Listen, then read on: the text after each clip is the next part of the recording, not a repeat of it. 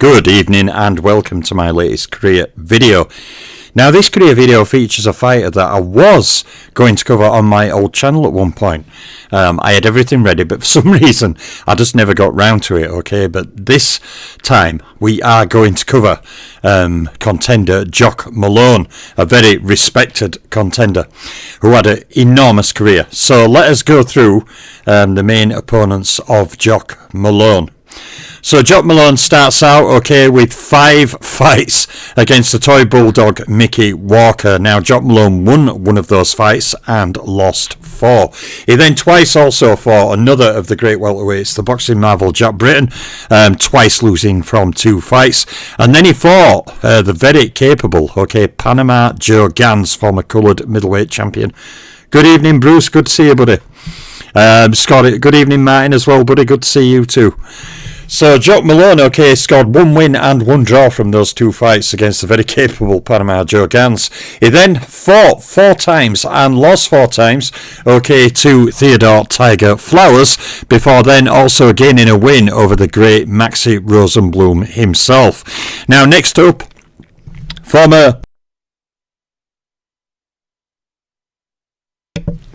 need to cough then, I'll just have a drink. Next up is former middleweight champion Johnny Wilson.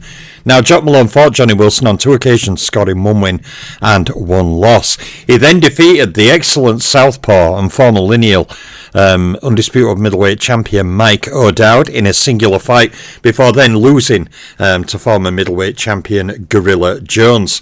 Next up, to one of the best contenders and of the 1920s and now a worthy Hall of Famer Dave Shade, who will also be covered at some point. Jock Malone lost a singular fight to Dave Shade, and then he fought 2 fights against tough contender Leo Lomsky, scoring 1 win and 1 loss. Next up, the very capable Rene DeVos. Jock Malone fought him to a draw in a singular fight. He then had 2 fights against Frank Moody, splitting the series 1 win and 1 loss with no draws. Next up, former top 10 middleweight contender Roland Todd, as what you need called him, scoring 2 wins from 2 fights. He then lost, to Wesley Ketchel, before closing out his first slide with 2 fights against fellow top 10 middleweight contender Ted Moore, of which Jock Malone lost and drew from those 2 fights. So that is the first slide for contender Jock Malone. When we go on to slide 2, he fights twice Bermondsey Billy Wells, suffering defeats both times. He then fights and loses to capable contender Tate Littman, before then also fighting a draw against middleweight contender Allentown Joe Gans. Next up, former top 10 contender Morris Schleifer. Jock Malone defeats him in a singular fight. He then loses 2 fights, the first to Clyde Hull and the second to Frank Battaglia, another very capable contender. Now Art Wiegand, Jock Malone fights him once, fighting to a draw.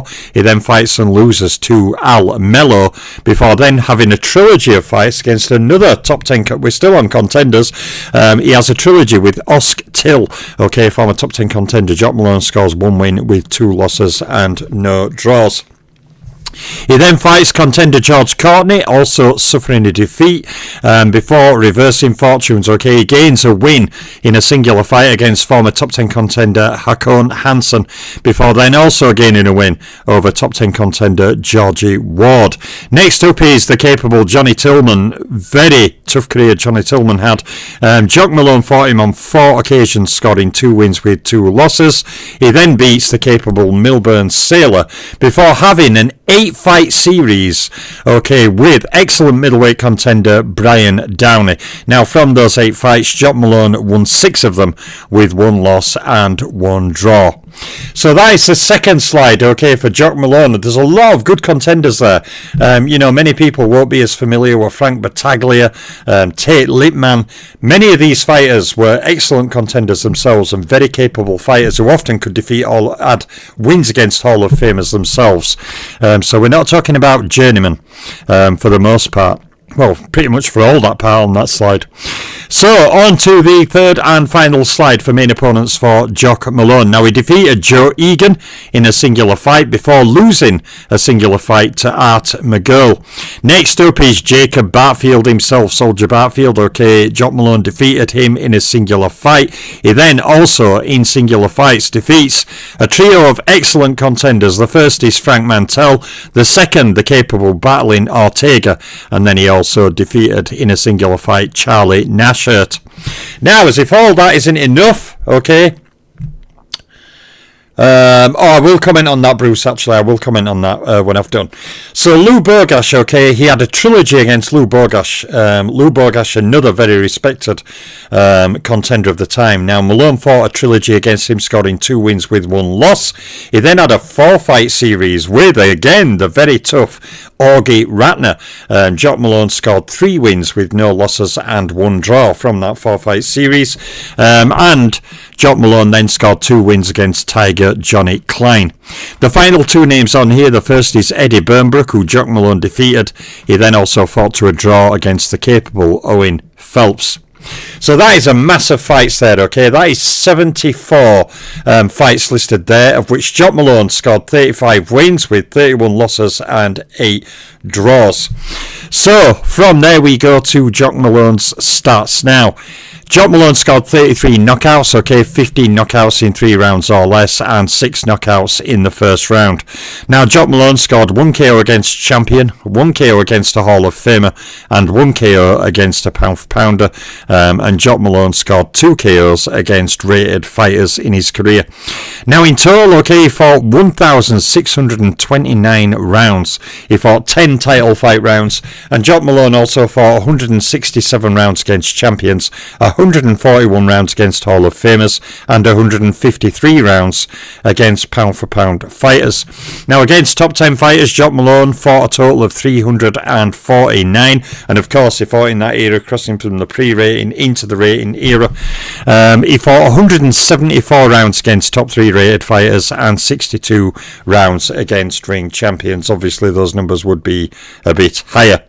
So, on to our next slide, champions. Now, Jock Malone had 18 fights against champions, including 5 wins with 12 losses and 1 draw. He defeated 5 individual champions. They were Mickey Walker, Panama Joe Gans, Maxie Rosenblum, Johnny Wilson, and Mike O'Dowd. And he scored knockout of a stoppage over one of those champions. That was Mike O'Dowd.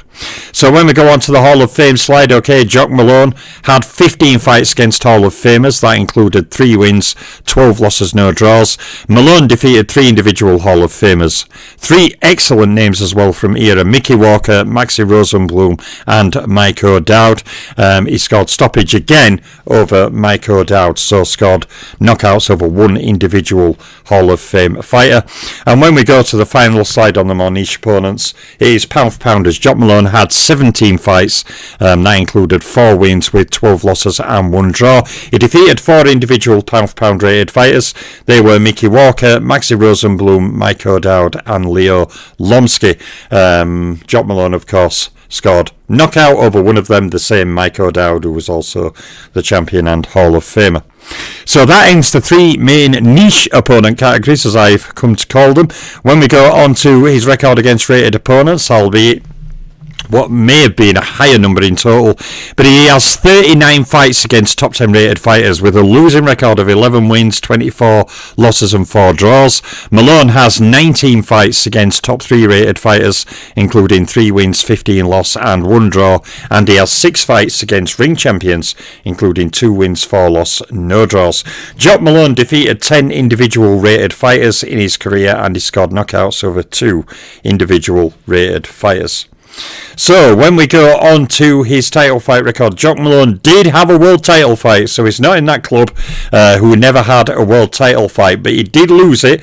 Okay, so he has a record of no wins, 1 loss, no draw in title fights, therefore made no title defences and scored no title fight KOs. Now, against rated opponents, obviously with no title fight wins, he has no wins in 3 rated categories, and also no wins against champions, Hall of Famers or pound for pounders. So on we go. Okay, 2 world titles won, and with no title wins, Jock Malone was never awarded a title like Joe Knight or certain other fighters. So he captured no world titles, no lineal titles, and no undisputed titles. Now, Jock Malone lost a lot of his big fights. Okay, he scored well over 100 wins himself, so he won a lot of fights as well. Not all of the wins, not against rated fighters, were against easy opponents. I've always said, and I will continue to say it, when people look at a guy with 150 wins, they assume the 30 fights against rated opponents are the only dangerous fighters they ever fought. That is not true. You have to look at a career in its totality. And while he fought many fighters who weren't rated, some of them were very tough and capable fighters themselves, who were capable of even giving some of the Hall of Famers of their time difficult nights. Like an Augie Ratner, who was never rated, but at one point nearly beat Harry Greb. Okay, Greb spurt in the last 2 rounds, got in the verdict over 20 rounds. But this is what I mean. Not all of these fighters were weak fighters because they weren't rated or weren't champions or weren't Hall of Famers. So we always have to remember to look at the career in totality and examine the career more intricately than most people do. So then is my video for Jock Malone. Now, on the topic of Howard Foster, Howard Foster's been criticised a whole number of times. Frochgrove's won, and the list can go on and on and on. Now, on this fight, I'm going to be brutally honest, I'm not 100% sure. I've seen the fight twice. Parker was clearly not on overly steady legs. Wardley was teeing off. There was punch after punch coming. Not all of those punches were landing. Some of them were landing or glancing. A number of them were missing. Okay, now I just don't know on this one, to be honest, because I can see an argument for stopping it and an argument for not stopping it. One, the argument for not stopping it is Parker could have held on and carried on and regained his full control of his legs. But when he went back to ropes before Wardley started teeing off, his legs, he was stunned. He was badly buzzed. Now, could he have survived? Maybe he could have done. Who knows? Also, if he carried on and Howard Foster didn't stop it and he took a massive right hand and ended up in a coma in hospital, then everyone would have been saying Howard Foster should have stopped it because Parker were gone and his legs were wobbly. So, I'm not 100% sure on this one. I'll take some more time to reflect on it. But to me, it's not as bad as the Frochgroves one, because at numerous times in that fight, Wardley had Parker on Queer Street. Not as in where he were threatening to, but he were clearly heavily buzzed a number of times. And when you're so late in a fight and it's been a very hard fight physically, and you get buzzed, anyone buzzed really bad. He wasn't staggering on his legs like a la Judah against Kosciuszko, when he got knocked down and got up and his legs were all bonkies and his arms were up. He wasn't hurt that bad, but he was still badly buzzed, okay? It were in late rounds and Wardley were just teeing off. Parker could have survived. Wardley could have hit him with an absolute, Harry Lewis type shot and severely hurt Joseph Parker. So in a way, I'm still not 100% sure. I'll reflect on it a bit more. I'll watch it again and see what I think. But, all I saw is Parker's legs were clearly buzzed and Wardley was just teeing off big shots. And say like Howard Foster, I'd let it carry on another 10 seconds. Wardley landed 2 humongous punches, flattened Parker, then Parker's needed oxygen on ring floor. I mean, suddenly then everyone's like, he stopped it a few punches too late. So, I don't know, really. I'll mull on that a bit more. But yeah, it was a very, very good fight. Very, very good fight. And I'd be up for a rematch. I think it'd be a good rematch to have. Wardley did well again. He stopped Justice Sooney. He was way behind on points. Found that huge punch in late rounds to get rid of Justice Sooney, who's a very, very good fighter. And now he's pulled off a win against Parker. Now, apparently Frank Warren's saying Usyk is going to fight the Parker-Wardley winner. So Wardley's won. So will Usyk fight Wardley in first half of next year? Who knows? I mean, Usyk's saying now he's got 5 fights left. The guy's going to go on too long and get beat by someone who couldn't have lit his boots at this time if he carries on. But, it's his career. He'll do what he wants to do. I never tell fighters to retire just because they're undefeated like fanboys do. They want the fighters they love to retire undefeated so they can babble how great they are for the rest of the time. Me, I don't care about that. I think fighters should do all they can. If Usyk thinks they can carry on, carry on. Keep defending your belts. Keep building a bigger legacy, a bigger resume, more names. ultimately it helps his greatness in the long run. But yeah, that's what I think about that. I'm going to watch the fight again. Actually, I've got some days off coming up, so I'm going to sit down and watch the fight again. I've kind of watched it twice in passing, but I'm going to watch it again and really pay attention to that round, and really pay attention to what punches were landing, how heavy were they?